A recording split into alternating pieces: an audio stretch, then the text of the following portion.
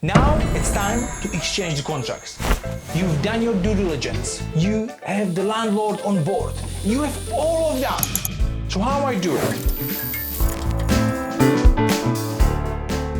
I mentioned that before. When I'm on the viewing, I will tell the landlord before I know if the deal is good or not. I'm gonna tell him, okay, I see you are on board. Let me crack the numbers, which is gonna give me time to do my due diligence, which was in the previous video. And I'm gonna ask for his email or her email, and I'm gonna email them my management contract or company-led contract, or rent-to-rent contract. It has a lot of names. Some people are asking on a Facebook group, so is it the management contract, rent-to-rent contract, or company-led contract? Which one is it? It doesn't matter how you call it. It is basically a company-led contract, and if you call it like that or like that, it is not important. Important is what is in the contract. You want to have in a contract a break clause. So for example, you take a deal on, you think it's gonna be a good deal, but the time shows, the first 6 months, it actually shows that the deal is not very good. And you don't want to be stuck in a contract for 5 years if you are not making any money. You don't want that. And let me tell you something, landlord also, because if you're not gonna make any money, you'll be having difficulty to pay the rent which you promised. So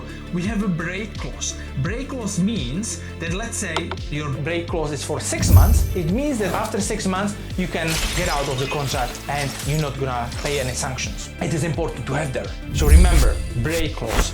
Another thing which should be in the contract, for example, maintenance. We have in our contract that we take care about maintenance up to £100 a month. So if there is any small issue, we don't even bother the landlord, we fix it and that's it. If there is any major issue, and it could be often leak from the roof, boiler is old, fuse box is not working, something with electric. So this big issue is on the landlord. And at the end of the day, it's his property. If you would have the normal tenants, he would also need to pay those things. But we cover a lot of these small issues. Another thing is, what to have in a contract is to have a notice period. And what notice you need to give to landlord if you want to get out of the contract. Also, another thing, if you don't pay the rent on the time, can they kick you out straight away?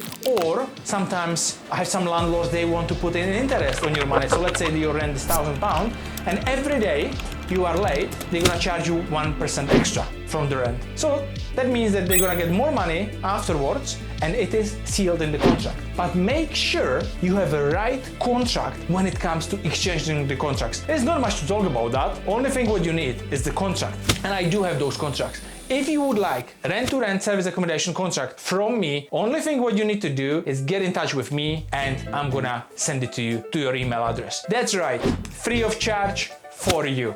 Do you want it or not? Decide.